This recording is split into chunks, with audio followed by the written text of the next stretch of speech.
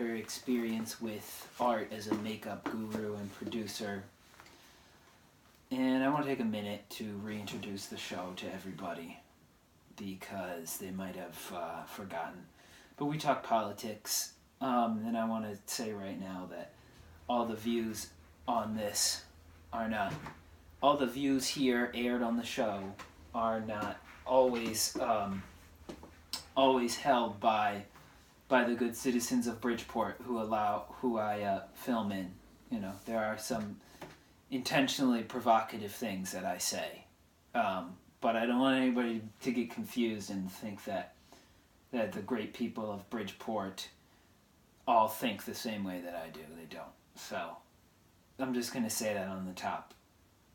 And because I do talk a lot of politics. So that's the show, you know. We talk politics and don't laugh. We do a little philosophy, just a little. I know it sounds silly sometimes. People think, "Oh yeah, philosophy, like really?" Anyway.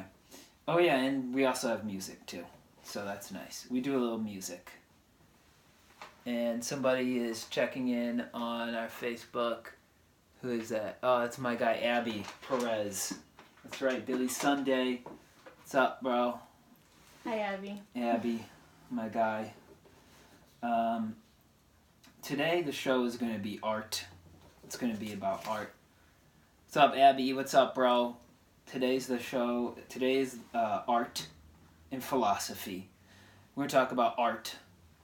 And is there a point to art? How can we philosophically look and interpret art?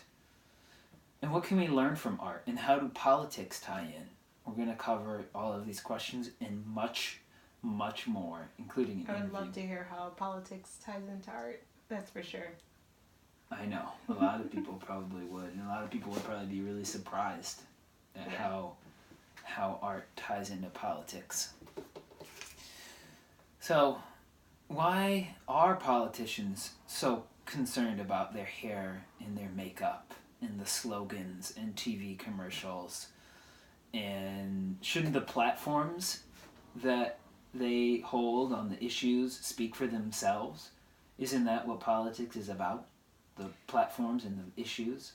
I mean, I think it is definitely about the platforms and the issues. That's very important, but I think why politicians will look more into like their aesthetics and their makeup and, you know, what they actually look like is because that's their brand. That's how they represent themselves to the people. And that's kind of why they are so focused on, you know, looking good. Or if you're a Republican, wearing your red tie when you're about to go out and do a speech or a debate, you want to make sure you're in the right attire because everyone's watching. The world is watching. Yeah, of course. But is wearing a red tie really say anything about you as a politician? Well, to America, it just might. I'm pretty sure Barack Obama wore some red ties in his day. He probably did wear some red ties, and, you know, Barack Obama could wear anything and get away with it. That's just the way he carries himself.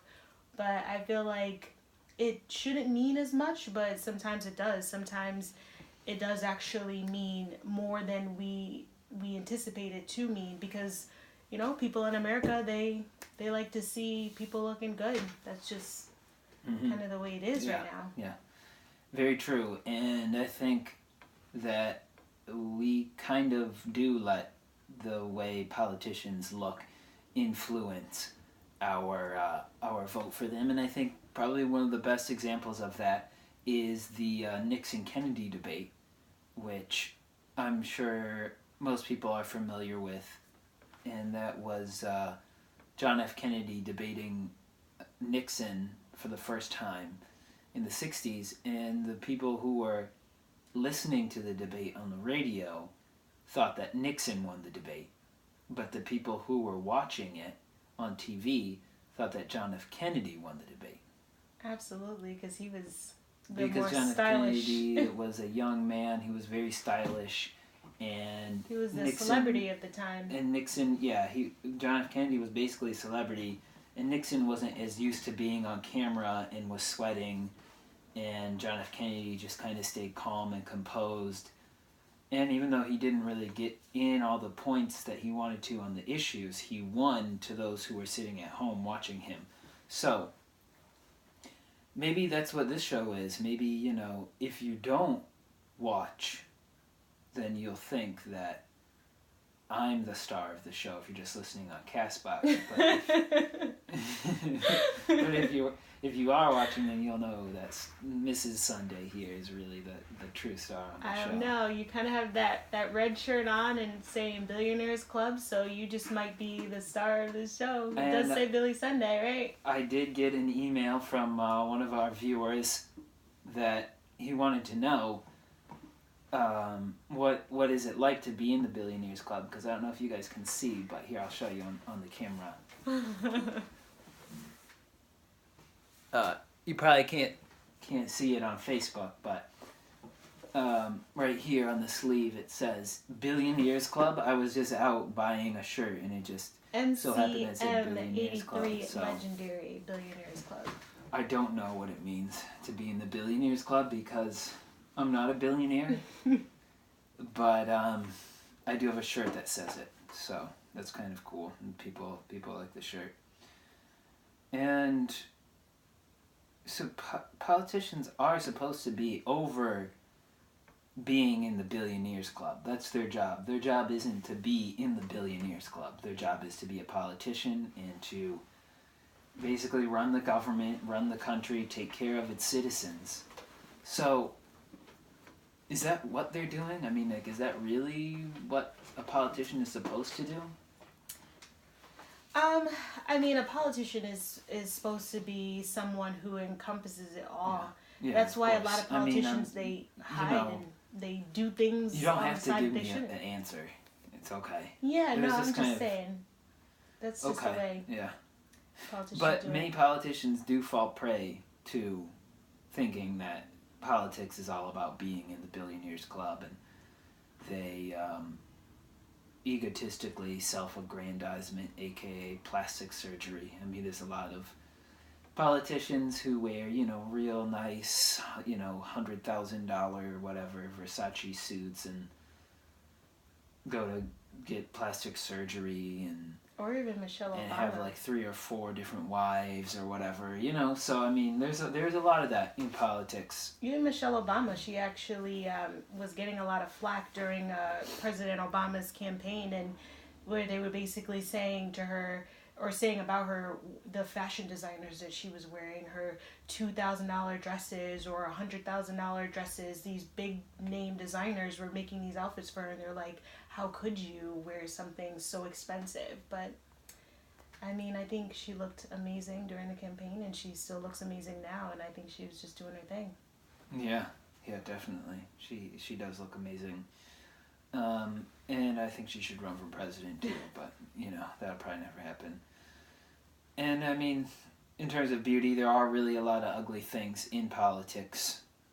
The chief of which I think are really the current cabinet members. Ryan Zinke, who has recently resigned, making him the 4th cabinet member to resign in the last, I think, year or 2 years.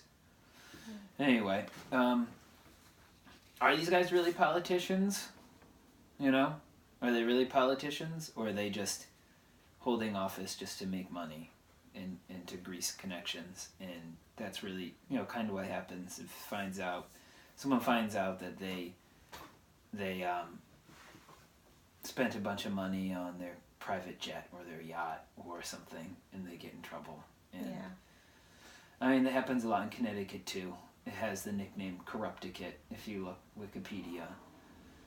And you've got Roland and a lot of those guys who have, like, you know, $500,000 marble bathrooms that were paid for by you and me. But anyway, you are listening to the Freedom Highway, the Billy Sunday Show, recorded live here at Sunday Studios.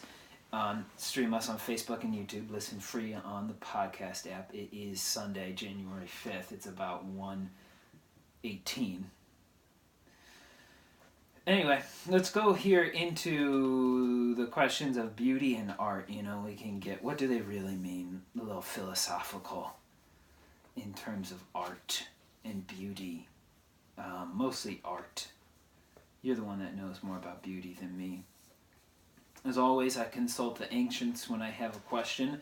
I was recently reading some Sarah Worth, the author of Plato, Imitation and Narration, a look into the narrative effects of literature. She writes that Socrates was cautionary about art and its effects on society.